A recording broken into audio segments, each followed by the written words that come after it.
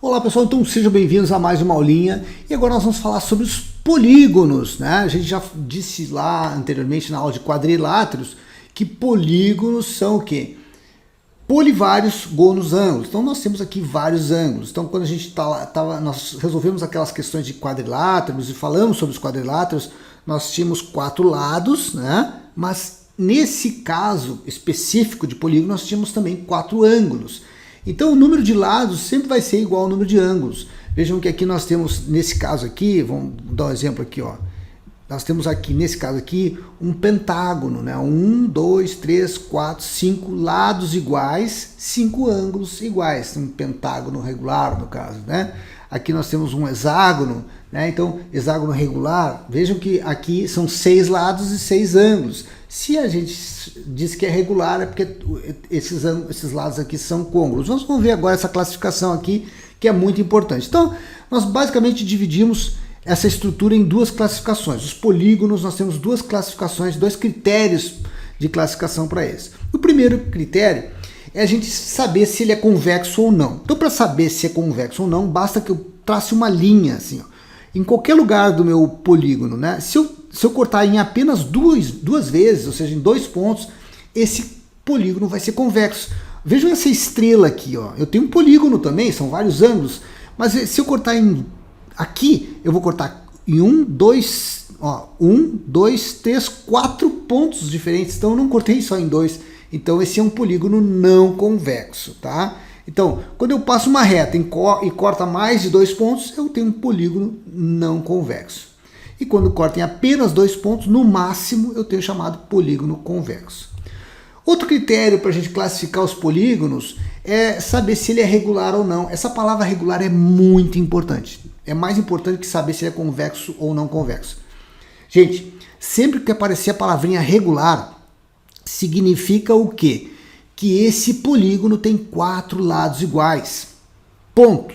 Se ele tem 4 lados iguais, ele vai ter que ter 4 ângulos internos iguais, certo?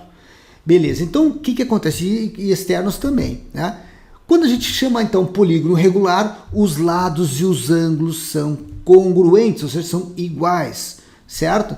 Quando é irregular, vejam aqui essa figura aqui, ó, essa medida, essa aresta aqui é maior que essa.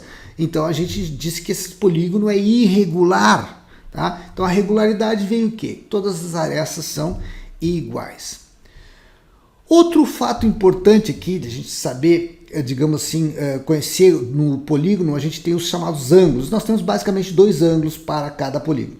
Nós temos o chamado ângulo interno, que é o ângulo que fica dentro, e o ângulo externo, né? Esse ângulo interno aqui é o ângulo formado por esses 2 lados consecutivos. Nós temos esse lado aqui e esse lado são consecutivos, ou seja, estão na sequência, ó, certo? Então, o ângulo formado entre 2 lados consecutivos é chamado ângulo interno. E esse ângulo aqui que é formado por essa aresta e o prolongamento dessa aresta aqui, né? Ou seja, o ângulo formado pelo prolongamento de um lado e o lado consecutivo, a gente chama de ângulo externo, tá, gente? Se eu somar esse ângulo mais esse ângulo, obviamente vai ter que dar 180 graus, ou seja, o ângulo interno mais o externo dá sempre 180 graus. É bem fácil e tranquilo de a gente resolver isso aqui. Um outro detalhe aqui que é importante, que a gente usa isso em muitas questões, gente, é a gente saber a soma dos ângulos internos de um polígono. A gente já sabe que um triângulo, a soma dos ângulos que estão dentro dele é sempre 180. A gente já sabe que a soma dos ângulos internos de um quadrilátero é sempre 360, né? Mas se eu usar essa formulazinha fica mais fácil, porque às vezes eu tenho um ângulo, uma figura com muitos arestas, né? Eu estou falando de polígonos, eu posso ter um eniágono com 9 arestas, então aí eu já preciso de uma formulazinha para me ajudar. Então vejam aqui, se eu tenho um quadrado, quantos lados eu tenho? 4.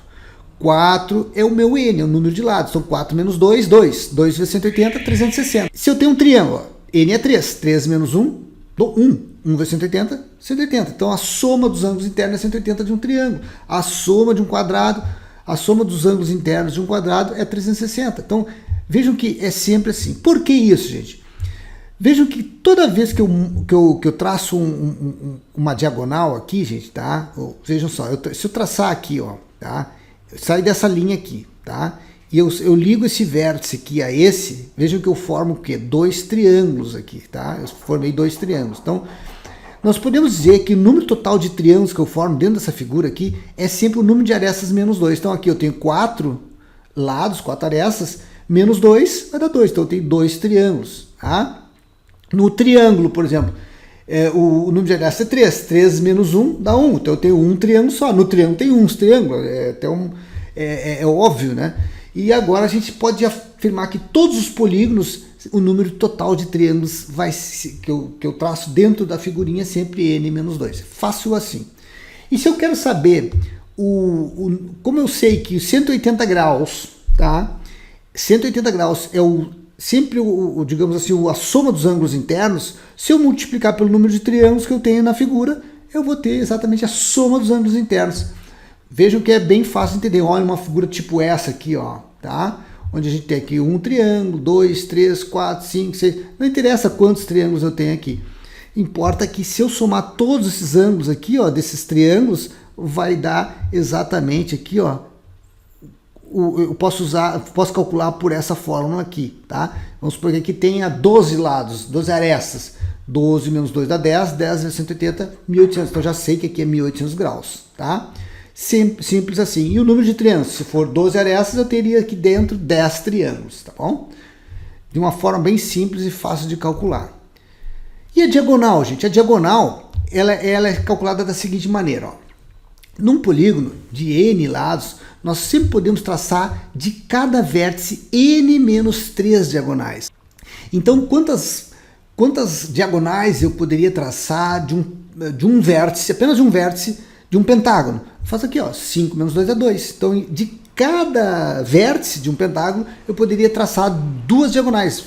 Mas vejam que, para a gente saber o número total de diagonais, é exatamente n, que é o número de arestas, vezes n menos 3. Né? Simples assim. Quantos vértices eu tenho?